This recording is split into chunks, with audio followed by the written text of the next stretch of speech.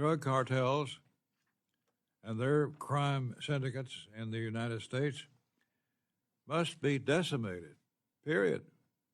The death and devastation the cartels and gangs are inflicting on American families and bringing them to justice ought to be the department's top priority. Whether the agents doing the decimating have a camera attached to them is secondary, by far.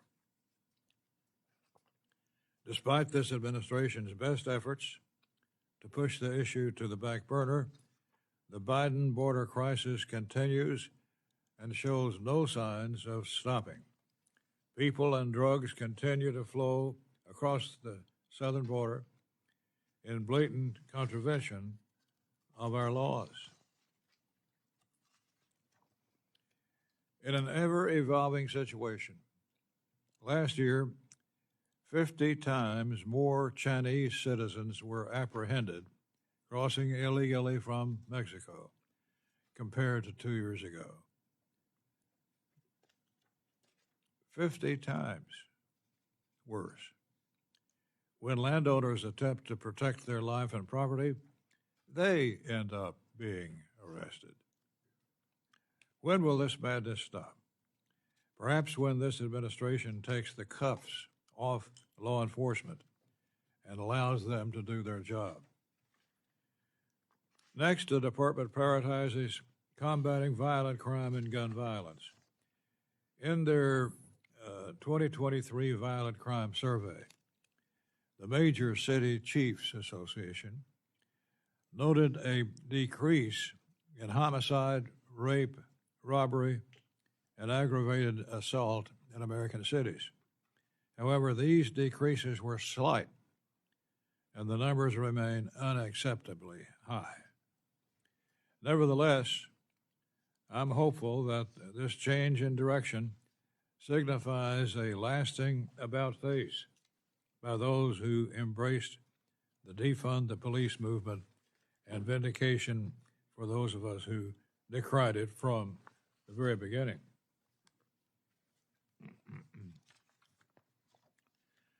With the trends for now seeming to go in the right direction, it confounds me that the department seeks to cut law enforcement assistance, including reductions to state and local law enforcement assistance grants and the State Criminal Alien Assistance Program. Another priority listed by the department is protecting national security by countering terrorism, cyber threats, and nation-state threats. To that end, I will commend the National Security Division for acknowledging in their budget submission the October 7th terrorist attack on Israel by the terror group Hamas, noting that the attack has led to an increase in terrorism-related conduct, both domestically and overseas. Such a warning has taken on greater importance in recent weeks as chants of death to America are no longer confined to Middle Eastern capitals, but are now being heard on American streets. If such chants are not terrorism-related conduct, I tell you, it's pretty close. I would like to hear if the Attorney General agrees and what action the department might take regarding these developments, aside from issuing statements of condemnation. The Department of Justice over the last 4 years has picked sides when prosecuting and ultimately failed to uphold the rule of law equally and fairly when it comes to American citizens and even American businesses. It's not surprising that two phrases notably absent from the budget request are, quote, equal justice under law and, quote, respect for separation of powers, end of quote. In closing, Mr. Attorney General, where we can find agreement, you will find support here. But when priorities diverge, and agency actions are at odds with what we consider good government and common sense, we will respond accordingly. We recognizing that you have an incredibly demanding job, and I appreciate your being here today. We look forward to working with the ranking member and all members of the subcommittee to appropriately fund the important missions of the Department of Justice as this year's appropriations process moves forward. At this time, I want to recognize Mr. Cartwright for any remarks he may wish to make. Thank you, Chairman Rogers, and I'd like to echo you in welcoming Attorney General Merrick Garland back to this subcommittee to discuss the Department of Justice's fiscal year 2025 budget request. AG Garland, I thank you for your continued leadership at the Department of Justice, for leading the men and women who work tirelessly to continue the pursuit of truth and justice. Resources provided to the Justice Department are and will continue to be under a microscope, but the mission of the Justice Department remains unchanged. I look forward to working with you to ensure we're making smart investments to keep our communities safe.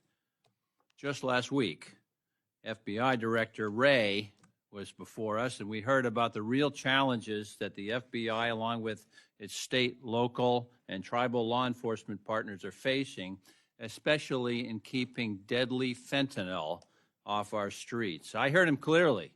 State and local law enforcement are asking for more support from the FBI, not less, and I trust that could be said for many other bureaus of the department as well.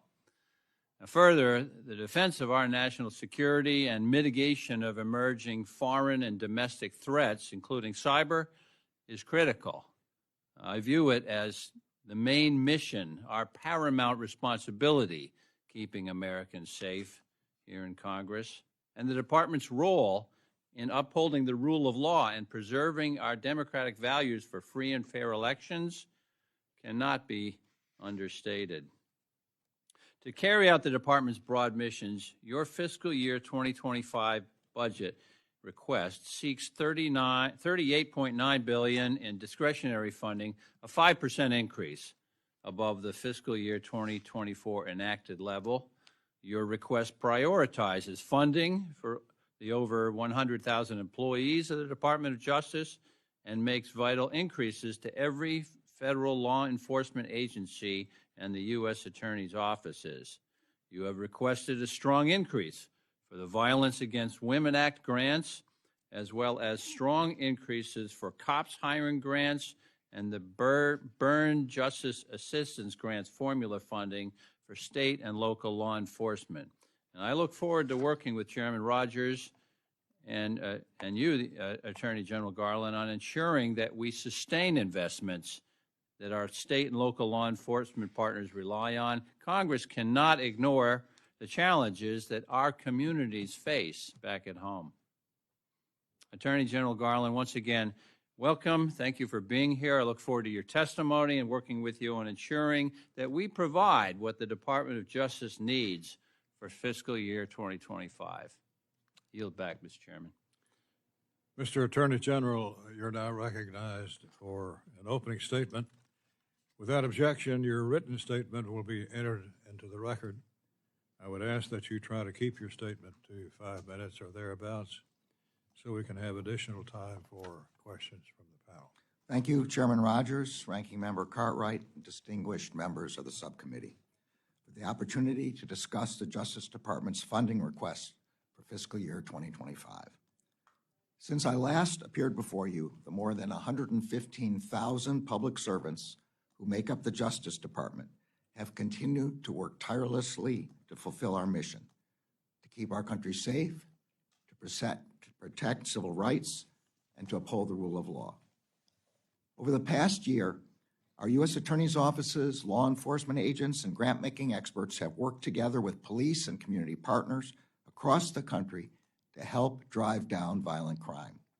We have zeroed in on the individuals and gangs responsible for the greatest violence, made critical investments in police departments to hire more officers, and dedicated resources to initiatives aimed at preventing and disrupting violence before it occurs. We have gone after the cartels responsible for trafficking deadly fentanyl into our communities and brought their leaders to justice here in the United States. We have prosecuted fraud, recovered funds stolen from American taxpayers, and challenged illegal monopolies that hurt consumers and workers. We have worked to defend the reproductive freedoms that are protected by federal law and to monitor laws and actions that infringe on those protections. We have worked to combat a disturbing spike in threats of violence against those who serve the public, against judges, police officers, members of Congress, and even against our own employees. We have worked to aggressively investigate, prosecute, and disrupt the hate crimes that not only harm individuals, but strike fear across communities. And in everything we do, we have worked to ensure the equal protection of law that is foundational to our democracy. I am proud of the work we have done, and I am deeply proud of the way the department's public servants, from our agents to our attorneys to our administrative staff, have gone about their work. They have conducted themselves in a way that would make the American people proud. But we recognize that we have so much more to do. Our fiscal year 2025 budget request reflects the difficult budget environment we are in and the extremely difficult budget choices we have had to make because of it. It also reflects the resources that we need now more than ever to continue our work. When I became Attorney General 3 years ago, I knew that grappling with the violent crime that surged during the pandemic would be one of the greatest challenges we would face at the Justice Department. I am glad to be able to report that last year we saw a significant decrease in overall violent crime across the country compared to the previous year, including an over 13% decline in homicides. That is the largest one-year decline in homicides in over 30 years. And data indicates that this decline is continuing. As the Wall Street Journal reported just this week, in the first 3 months of this year, homicides dropped 20% across 133 cities compared to the same period last year. But I want to be very clear. There is no acceptable level of violent crime. Too many communities are still struggling, and too many people are still scared. The hard-fought progress we are seeing can easily slip away, so we must remain focused and vigilant. To continue our efforts to drive down violent crime and to help keep our country safe from a range of threats, we are seeking a total of $21 billion to support the efforts of the FBI, ATF, DEA, U.S. Marshal Service, and U.S. Attorney's offices, as well as the Criminal Division and the National Security Division. We will use these resources to continue our fight against gun violence, to prosecute illegal gun traffickers and straw purchasers, and to invest in advanced technological tools like ballistics analysis, firearms tracing, gun intelligence centers, and local fusion cells. We will use these resources to strengthen our work to counter both foreign and domestic terrorism. As the FBI director has testified, we are facing an increasing threat of foreign terrorism since October 7th. We will also use these resources to continue to counter the threats that the governments of Iran, Russia, China, and North Korea pose to our national security and our economic stability. And we will use these resources to continue our efforts to dismantle the global fentanyl supply chain and to break apart the cartels that are responsible for flooding poison into our communities. As we deploy our own prosecutorial and investigative resources, we also recognize that the department's partnerships have been and will continue to be some of the most powerful tools we have to battle violent crime. That is why we are seeking investments in the department's 3 grant-making components: the Office of Justice Programs, the Office of Community-Oriented Policing Services, and the Office of Violence Against Women. They provide direct support to community and law enforcement partners through more than 200 grant programs. Our budget requests more than $4.3 billion to support the public safety efforts of our state, local, tribal, and territorial law enforcement and community partners. Of that amount, we are requesting $2.5 billion for our COPS hiring program to support law enforcement agencies across the country in their efforts to hire full-time law enforcement professionals. And we are requesting $120.5 million as part of our new Violent Crime Reduction and Prevention Fund to fund 940 detectives at the state and local level. As I have noted before, when the Justice Department was founded in 1870, one of its principal purposes was to protect civil rights. Today, protecting the safety and the civil rights of everyone in this country remains our urgent obligation. Our budget seeks $201.3 million for the Civil Rights Division to continue its essential work, including its efforts to deter and prosecute hate crimes, to ensure constitutional policing, to enforce federal laws prohibiting discrimination in all its forms, and to protect the right of all eligible citizens to vote and to have that vote counted. The right to vote is the cornerstone of our democracy.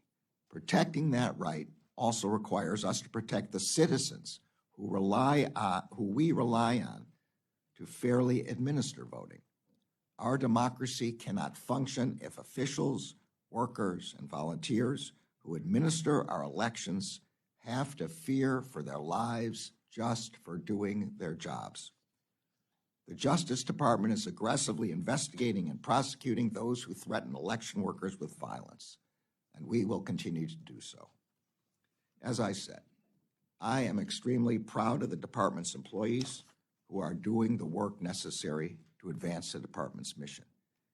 Every day, their work brings them face to face with some of our country's greatest challenges. Every day, many of them risk their lives to protect the public.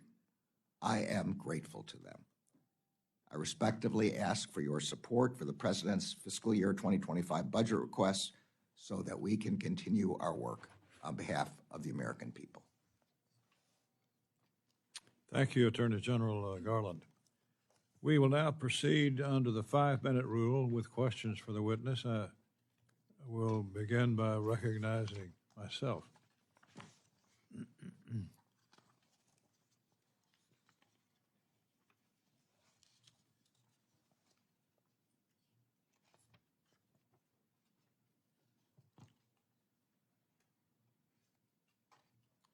You mentioned in your testimony about being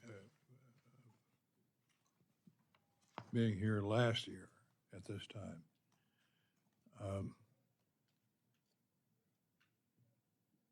This time last year, too, there were 120,000 people who died because of our inability to staunch the flow of fentanyl, especially. The most recent data from CDC shows that from May 22 to May 23, for the first time in American history, over 112,000 Americans died from a drug overdose, 2,200 of those from my state of Kentucky alone. Fentanyl remains the primary driver of that increase in overdose deaths, and young Americans have been particularly hard hit. For teenagers, 84% of fatal overdoses involved fentanyl, almost all. Last week, Director Wray, the FBI director, was testifying here when he said that, quote, the last 2 years in a row, the FBI seized enough fentanyl to kill 270 million American people.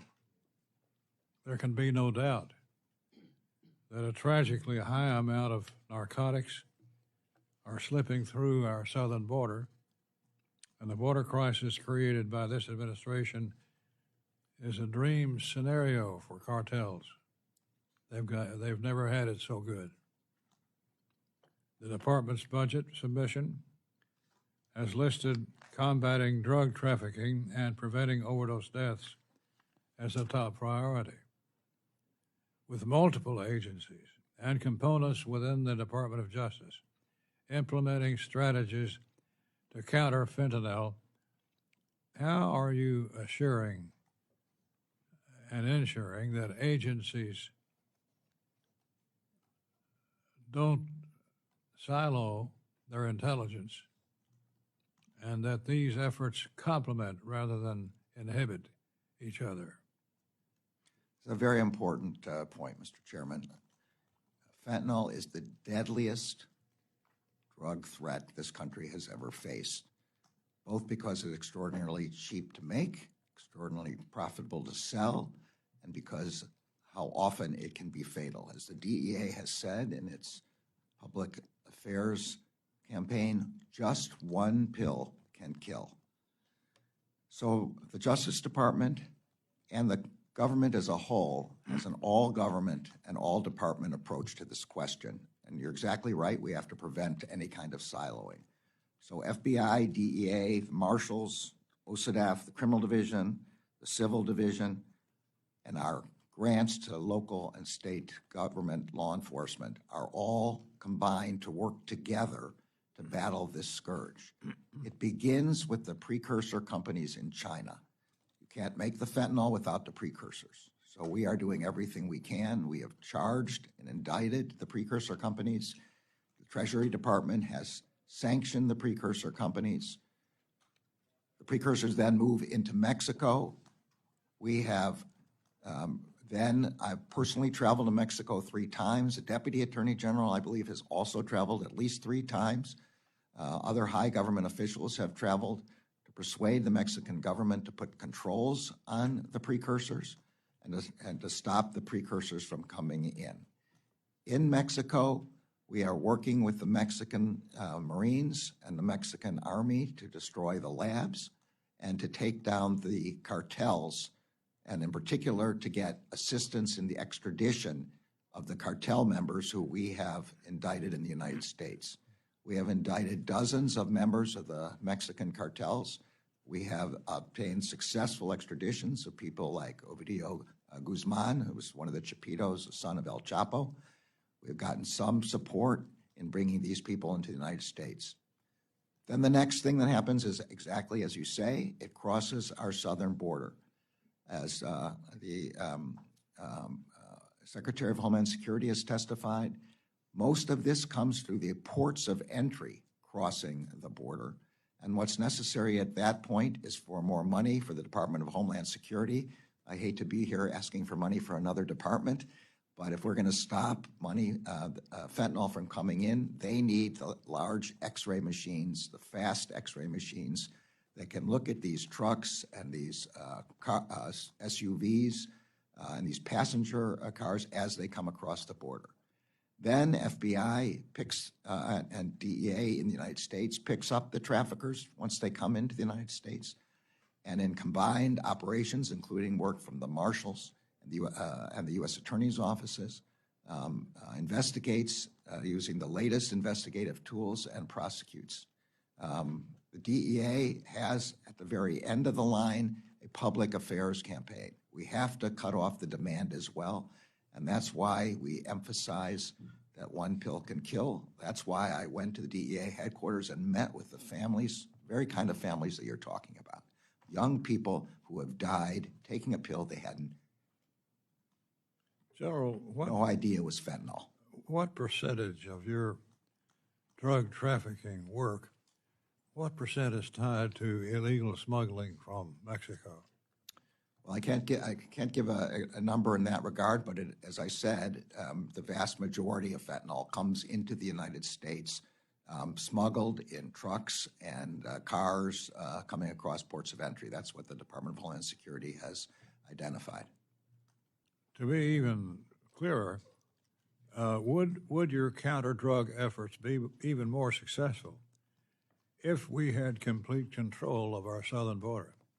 If we had the X-ray machines and other investigative devices necessary to detect fentanyl as it was coming across the border, absolutely. If we could cut off that flow, that would vastly decrease. There will be other ways that people will try to get it in through the mail, through shipping, et cetera. But if we could cut off fentanyl crossing the border using these new technologies, that would make an enormous dent in the dangerous poison that is flooding our cities. Last week, we had FBI Director Wray sitting in the seat you now occupy. He noted that he wished there was more cooperation from Mexico about drug trafficking. From a department-wide counter-drug perspective, what is the level of cooperation we are receiving or not from Mexico? I would echo what the director said. I wish there were more cooperation. We are getting cooperation. We have had extraditions. They have destroyed some labs. They have reduced precursors coming into the country, but we need much, much more cooperation. As I understand it, the current Mexican government has severely constrained DOJ's ability to work alongside their Mexican counterparts to disrupt the cartels. What is the department and this administration doing to restore full law enforcement partnerships with Mexican partners? Yeah. So the FBI is, I think, as the director testified, has been successful in setting up some vetting teams. I have personally gone to Mexico to speak with the Attorney General to re-up the degree of cooperation that had previously existed with the DEA. I would say I've not been completely successful in that effort yet, but I am persistent and I will not give up until the cooperation with DEA is as fulsome as possible. There are people based on that lack of a border control who say that the Mexican government really is complicit with the cartels. Would you say that? Well, I don't want to comment on that specifically. The cartels are enormously profitable. They have more money than some nation states, and there are places in Mexico where it is difficult to deal with the cartels. I will say that when Mexican law enforcement, and particularly the naval forces, the Marines, and the Army have gone to arrest people that we've extradited, this has come at enormous loss to them as well. I called the Secretary of the Navy there to give my condolences for the deaths of Marines in connection with the arrest of Ovidio. They have a very difficult job, as we do. All right. Thank you, Mr. Chairman. Attorney General Garland, it didn't escape my notice that you commented on crime statistics a little bit in your opening statement. Is that correct? Yes. And we keep track of crime statistics here in the United States, not just federal crimes, but all state and local crimes. We keep track of violent crimes. We keep track of crimes against property. Am I correct in that? Yes, that's what the FBI's Uniform Crime Reports, now the NIVERS reports. And you said homicides dropped more last year than any other year in the last 30 years. Is that right? That's right. It's not just limited to a drop in homicide, though, is it, Attorney General Garland? No, the FBI shows a decrease in violent crime across the board as well. And it's not just limited to a decrease in violent crime. Yesterday, a reputable analytics company came out with a report that reviewed all of the national information on crime. And it's if you separate out violent crime versus property crime, take violent crime. He noted violent crime is down a considerable amount. Violent crime including murder, down, manslaughter, down, rape, down, robbery, down, aggravated assault, down, all of them down a considerable amount.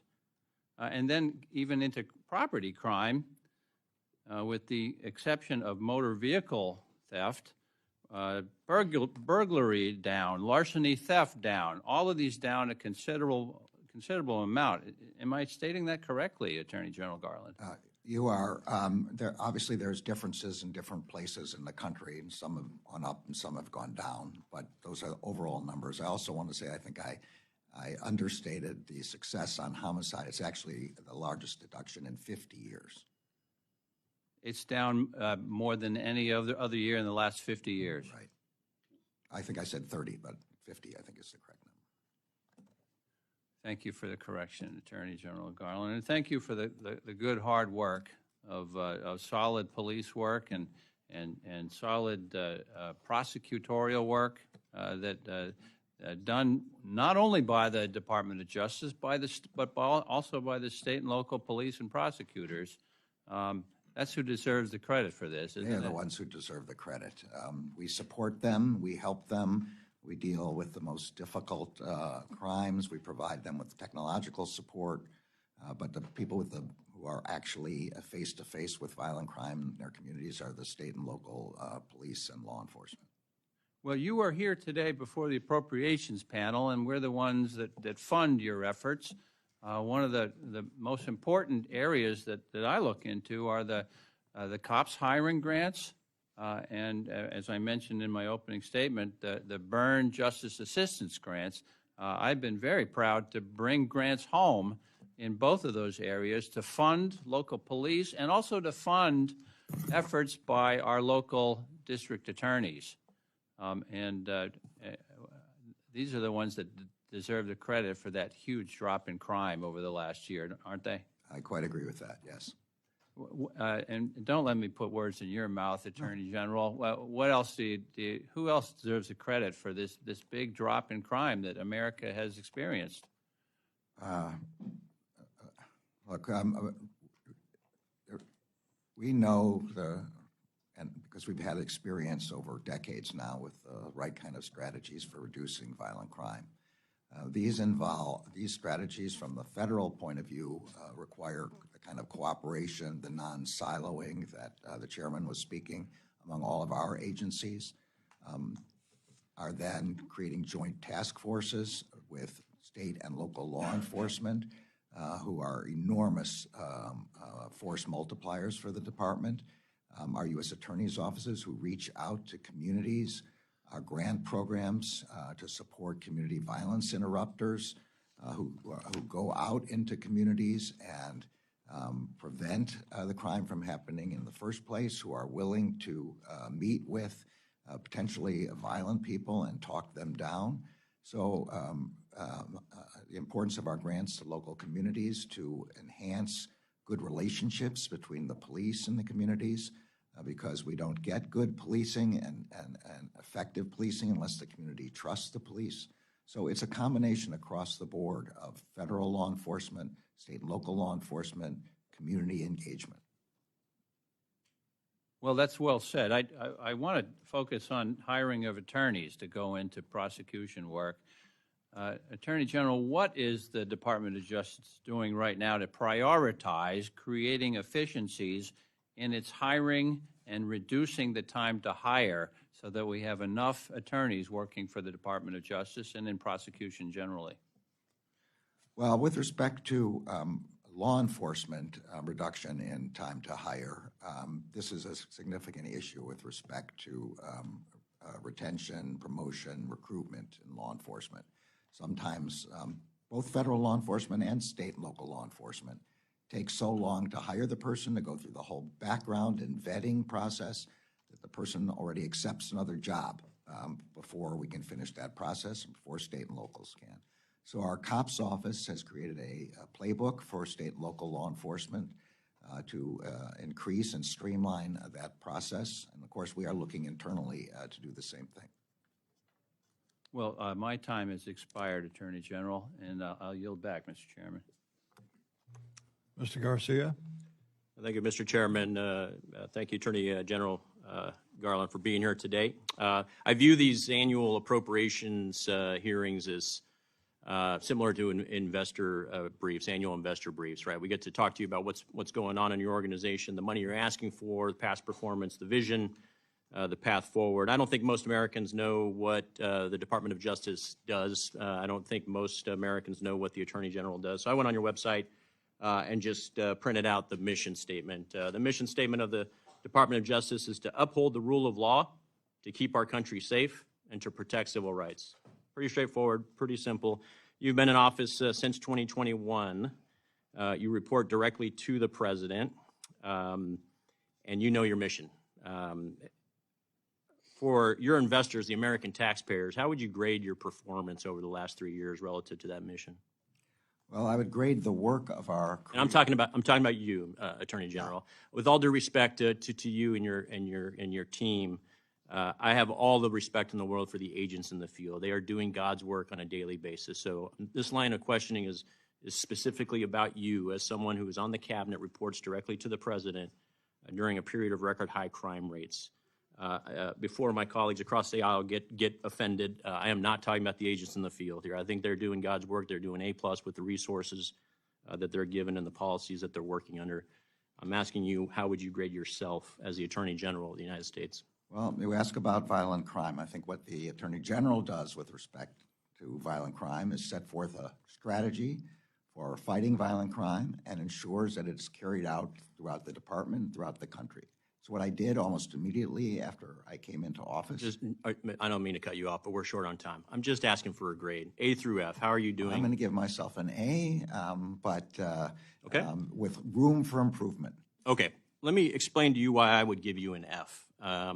We just heard why Mr. Cartwright from Pennsylvania was citing the decline in crime nationwide. Your mission is to uphold the rule of law, and crossing the border is a crime. It is illegal per Penal Code 8 U.S.C. 1325. Crossing international border is a crime. We have 7.5 million people under your tenure who have come across our border.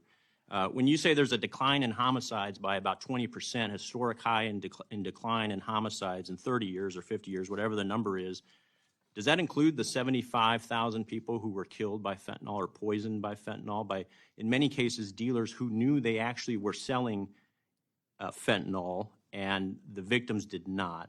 Does that decline in homicides of 20% include the 75,000 fentanyl poisonings?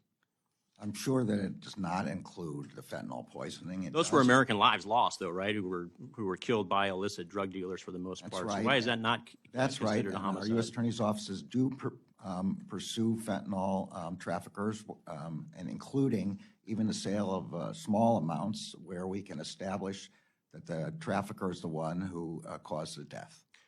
Do you charge them with homicide when that's the case? We have there's a narcotics statute that includes a sentencing enhancement for death. We don't prosecute homicides; those are state law. Okay, so I just want to be clear, when we're putting the cape on and saying there's a 20% reduction in homicides, we are not counting the 75,000 Americans that have been killed by this drug over each year. I don't believe the second metric of keeping our country safe. We talk about the deaths to America chants in some of our cities. We heard Ray's testimony last year that we're in one of the most precarious positions our nation has been in our nation's history in the last several decades. We have 10,000 people entering our border a day illegally, 7,000% increase in Chinese immigrants coming across our border illegally, 10,000 people a day coming across the borders. And that's about a 40% increase since your watch began in FY21. 350 people on the known terror watch list. 8 in 10 Americans feel less secure than they did just 3 or 4 years ago, per the Pew Research Center. So your assessment of yourself, I think someone who is in your position, literally reports directly to the president. An attribute of a leader in that position has to be self-aware. They have to have the courage to tell the boss that the boss is screwing up, especially when it's leading to the loss of lives at a level that is unprecedented. And I think you're giving yourself an A, and under these circumstances demonstrates a lack of self-awareness, frankly. I think you've earned an F. I think you need to talk to your boss and tell him that the policies are killing us. It's not the lack of money. I respect the $37 billion investment request here. is in charge, I'd give you more, but it's the policies that are broken. And so with that, I'm out of time. I'm happy to discuss more things, but I will wait for the second round to talk about the treatment of law and the application of law to certain demographics, and I yield back. Thank you, Mr. Chairman. Mr. Morelli? Yes, thank you, Mr. Chair. I'd like to yield some time to Mr. Cartwright. Yeah, and I'd like to give the Attorney General a chance to respond to what he just heard. So I didn't hear a question in that at all, and I disagree with almost everything that you've said. But I want to be clear that the border responsibility, you're talking to the wrong department here. The Department of Homeland Security is the department responsible for preventing things from coming across the border. The President and the Secretary of Homeland Security have proposed a bipartisan bill to protect the border, to reduce the number of people who come across, and to increase the money spent to prevent fentanyl from coming across the border. So that would be my recommendation in that respect. And I'll yield back to Mr. Morelli. Thank you, Mr. Cartwright. Thank you, Mr. Chair. And I'll just editorialize. This is the second hearing I've been at, both with the Director of the FBI and the Attorney General. They've been personally attacked. And I want to underscore, there was a bipartisan deal on the table. And as I understand it, the former president persuaded people not to participate in that because didn't want a political win and cared about the politics over the safety of the United States people and the American people. So I'm getting tired at these hearings of listening to these attacks when they can be addressed. Having said that, Mr. Attorney General, thank you for taking the time to be with us today, and certainly thank you for your long service to the country. I want to begin by thanking your staff and you for having provided detailed feedback on a bill which I have reintroduced, the Preventing Deepfakes of Intimate Images Act. This is to prohibit the disclosure of non-consensual deepfake pornography, obviously a growing and alarming problem in the United States. 96% of all deepfakes involve pornography on the internet. And as I work to pass this legislation into law, which I hope, I want to hope that I can continue to have lines of communication open to you and to the department, and I wanted to thank you for that. If I can, sir, there's obviously been a lot of public reporting on the release of the special counsel Robert Hur's report back in February of this year. I'm certainly not asking you to comment on the substance of the report, which has been talked about publicly, but as a member of the President's cabinet, someone who has regular contact with the President, would you like to comment on President Biden's fitness generally? Well, look, I'm start by thanking you for recognizing that I can't comment and won't comment about the special counsel's report at all. But if you're asking me about my own observations as a member of the National Security Council and a member of the President's cabinet, I have complete confidence in the President. I have watched him expertly guide meetings of staff and cabinet members on issues of foreign affairs and military strategy and policy in the incredibly complex world in which we now face, and in which he has been decisive in instructions to the staff and decisive in making the decisions necessary to protect the country. Likewise, with respect to domestic policy discussions, these are intricate, complicated questions that he has guided all of us through in order to reach results that are helpful and important and beneficial to the American people. I could not have more confidence in the President. Very good. Thank you, sir. I have a number of questions which I may submit in writing, but one thing I did want to get some additional comment. You mentioned in your testimony, in addition to my role as an appropriator, I'm proud to serve as the ranking Democrat on the Committee on House Administration, which has jurisdiction over federal election reforms.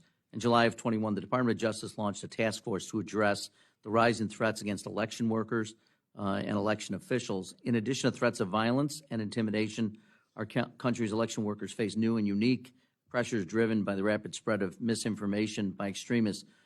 With less than 8 months before the general election, can you provide an update on the activities of the task force and the department's plans to ensure the election workers are protected from threats? Yes, thank you. As I said in my opening remarks, I think the threats to election workers, particularly the volunteer election workers, but obviously also the secretaries of state and the appointed administrators, and this is a real threat to our democracy to have the people who are running our elections afraid to continue their work.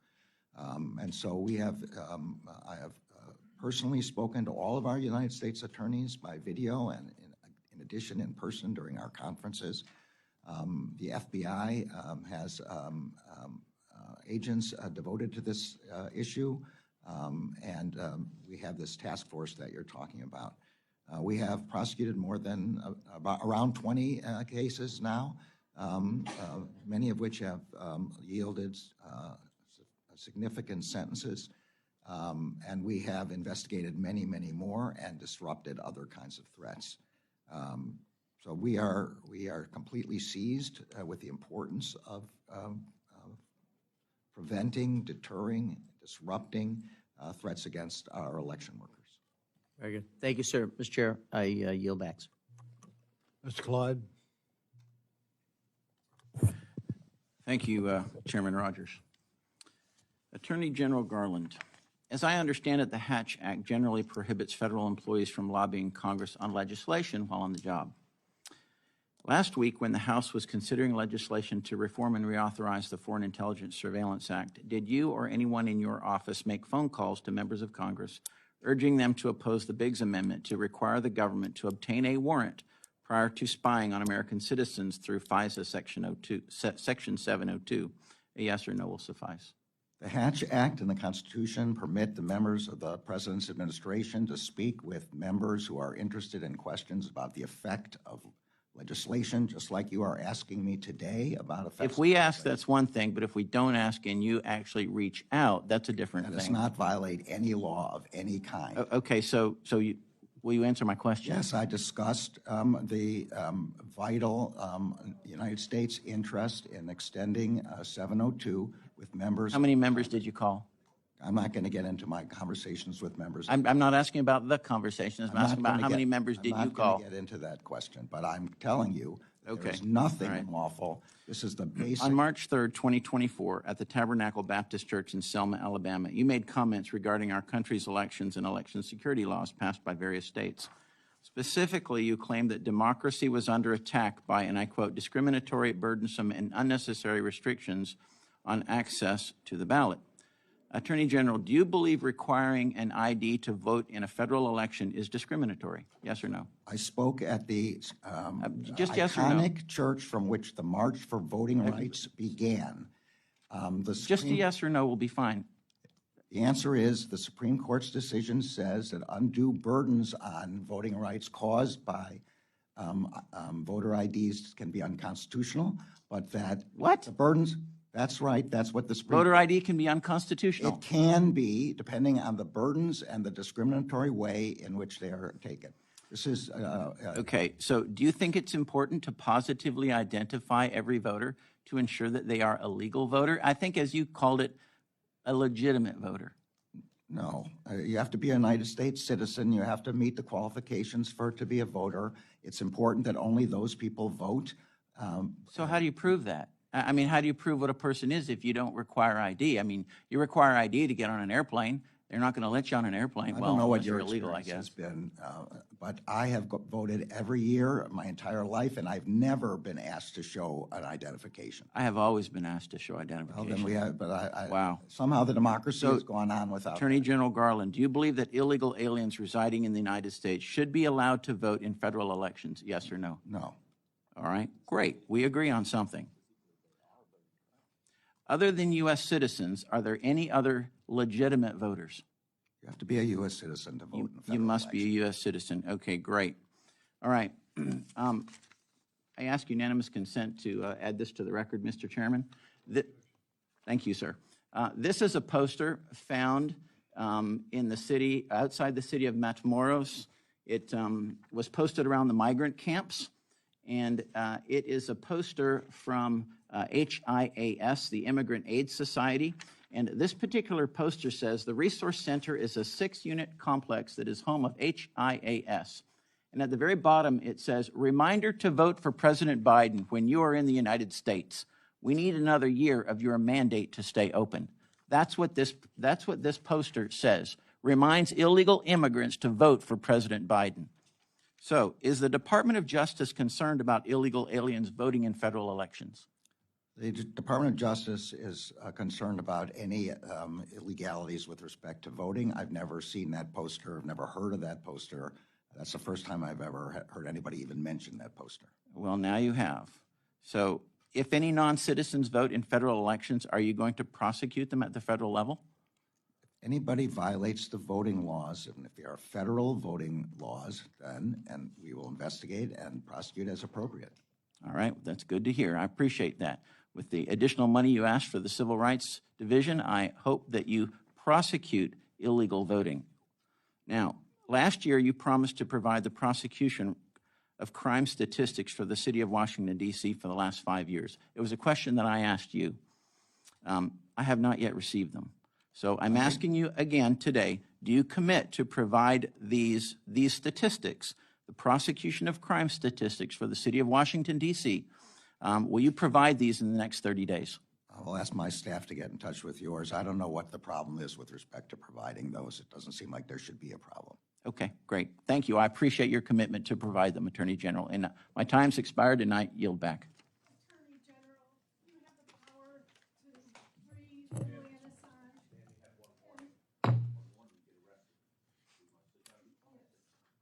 Committee will be in order.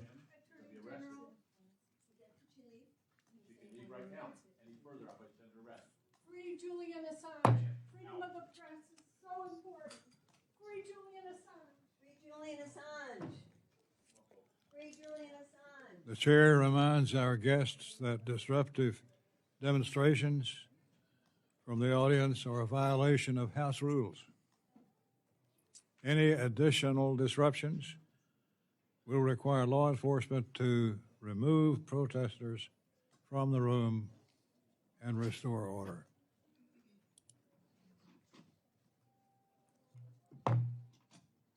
Mr. Tron. Thank you, Mr. Chairman, and Ranking Member Cartwright, and thank you, Attorney General Garland, for appearing here today, and thank you for your patience as you deal with this committee. I'm a co-chair of the bipartisan Second Chance Task Force, and we're concerned about staffing shortages at the BOP.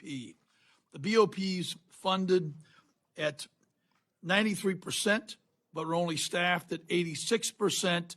What's happening is education, wraparound services for mental health, et cetera, which can improve our outcomes, job training, get left behind. So we're all in agreement on that. We'd like to figure out how to implement the bipartisan First Step Act successfully. And to do that, we've got to have the staffing. Could you talk a minute about what this does to lead to lousy outcomes where we can't cut our prison budget because we don't give folks a second chance to win and succeed? Thanks for the question. I think the First Step Act was extremely important. By focusing on education of inmates, it helps reduce recidivism after people leave. And of course, if we can reduce recidivism after reentry, we can drive down the violent crime rate and prevent it from going up. The Bureau of Prisons makes every effort to ensure that the staffing shortages that you're referring to don't impact the First Step Act programming as well as the medication-assisted treatment programming. But to be frank, if you're asking me what we need most in order to protect the ability to have full staffing at the Bureau of Prisons, we need the money for hiring and retention incentives.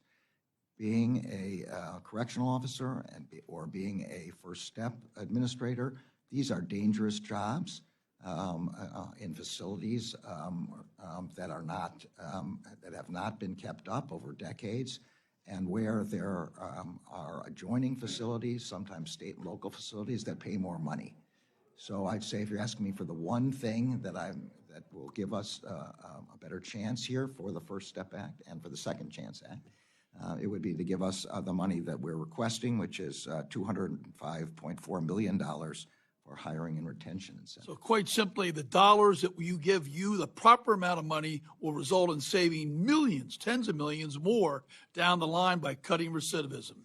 I do think that the money we have to provide more incentives for people to stay on the job in the Bureau of Prisons means the chances of reducing recidivism will increase. That sounds like a smart investment to me.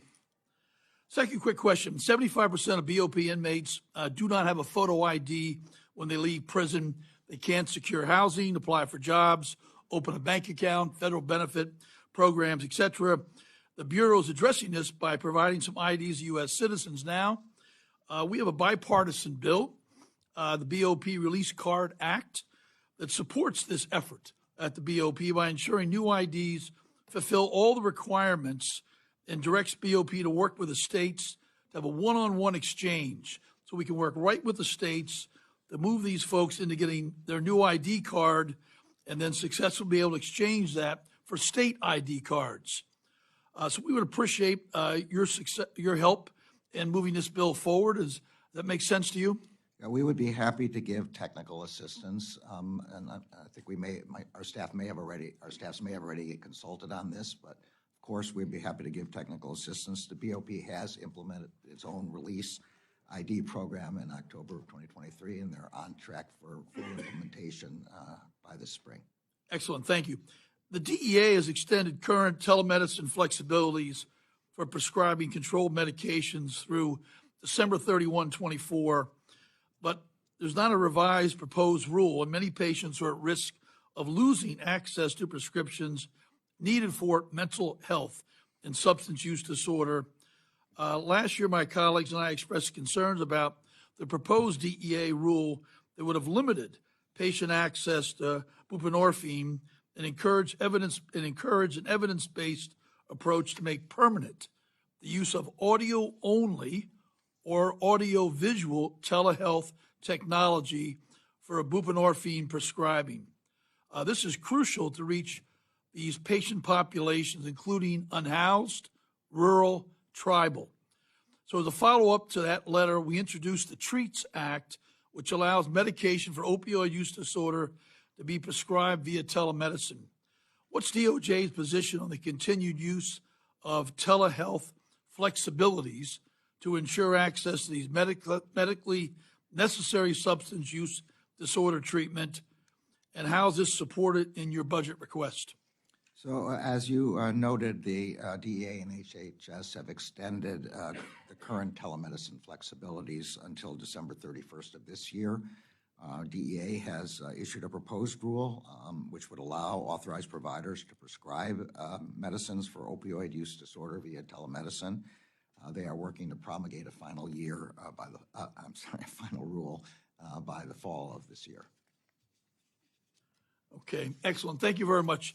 Just quickly, restrictive housing, otherwise known as solitary confinement, outdated, inhumane practice, often used way too far too often. We believe the BOP has been dragging its feet to reform this area of restrictive housing. In the past 10 years, DOJ has conducted studies and task forces to improve restrictive housing, yet we failed to make any progress. What steps can DOJ and BOP take together so we can make this more effective and improve restrictive housing policies?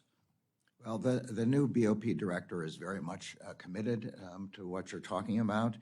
BOP recently published a proposed rule on discipline designed to reduce the use of restrictive housing for disciplinary segregation.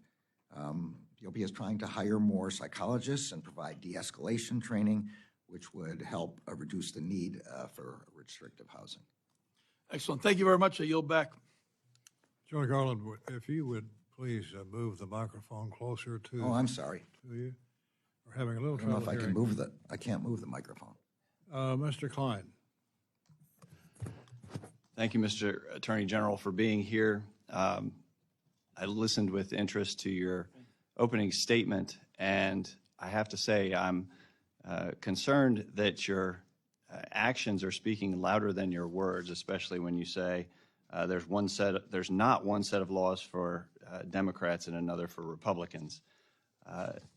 My constituents and many Americans are watching your actions, which are speaking louder than your words, when it comes to, there really is a crisis of confidence in this country in your department being created by the dual treatment of American citizens depending on their viewpoints or their political positions or their political offices whether, you know, as your department is currently prosecuting a former president for handling classified documents, your office, and I'm assuming you personally, declined to take action against President Biden for his willful mishandling of classified documents. I appreciate you making the report of Special Counsel Robert Hur public, as was done historically with every other special counsel. Did you review the report prior to its release? Before I released it, yes, I read it before I released it, yes. Did you approve of the recommendation? Obviously, you approved of the recommendations because you have it within your power to prosecute, correct? I'm not going to comment or editorialize on the special counsel's report. I promised I would release it. I did release it. The report speaks for itself. The special counsel sat for something like 5 hours worth of testimony on the subject, and any question about results he reached could have been asked. So you won't say whether you concur with the conclusions? I will say, as I said at the time it was released, that I was not going to editorialize or comment on the report. I think that's inappropriate for an attorney general. So you won't agree that Biden would have come across to a jury as a sympathetic, well-meaning elderly man with a poor memory? I've said before, and I'll say again, with respect to the report, that it's improper for the Attorney General to editorialize. You've talked about I take that separately from the question you're asking, and if you're asking me about my own observations about the president. No, you testified to that fact, and I heard I you have the first complete time. confidence in the president. Have you ever seen evidence of impairment in your meetings with the president? I'm sorry. I testified, and I'll repeat again what I just said. Well, that's different than my question. Well, I have seen the president effectively guide the members of the department, of his cabinet, and his military. But you won't say you've ever seen any impairment on his part? The president has no impairment. The president... You've never seen any? I don't know how many ways I can say this. Okay. I have complete confidence in the president, and I reject your characterization. Okay. Let's talk about the audio recordings of Special Counsel Hur's interviews with President Biden's ghostwriter, Mark Swaniker. You're in possession of those, correct? Justice Department is possession of them. Has the White House been permitted access to those recordings? I don't know what Mr. Hur provided, but I expect that the answer is yes. So they have access. Let me let you know, well, maybe you're aware, how many times the Judiciary Committee has asked for those documents, asked for those recordings? I know that the Judiciary Committee has asked. We have sent a letter explaining our position with respect to the recordings. 3 times. We have provided transcripts of the recordings. Mr. Hur has testified about his observations during his interviews. These are interviews of a witness. It is a longstanding practice of the Justice Department to keep these kinds of documents confidential in order to not chill future investigations. Confidential, but you provided copies to the White House. They're this is the witness, the witness's own. Do you normally provide interviews. witnesses in investigations access to their recordings of their interviews? Sometimes we do, and sometimes we don't. But here there are, as you well know, there are privileges to be with respect to national security and other information that were addressed in those recordings and in the interviews. The transcripts themselves had to be cleared through an interagency process. You know that because we said that in the letter to the committee. Okay, so in my 20 seconds, I want to ask about something you answered to Congressman Clyde. You said following the court's rulings that IDs to vote can be an undue burden. Do you know of an example, or is there any case in which you would consider a photo ID to not be an undue burden? Say if it's a free ID, IDs to everybody. You have a very good example. There was the case in which the Supreme Court noted that there was free IDs completely available to everyone without discrimination. In those circumstances, the court upheld the law. Yes. And you well, I follow the law. And agree with that decision. And whether I agree or not, it's the law, and the rule of law requires us to follow it. And that's not what I'm talking about here. All right. Thank you. I yield back. The subcommittee will stand in recess subject to the call of the chair.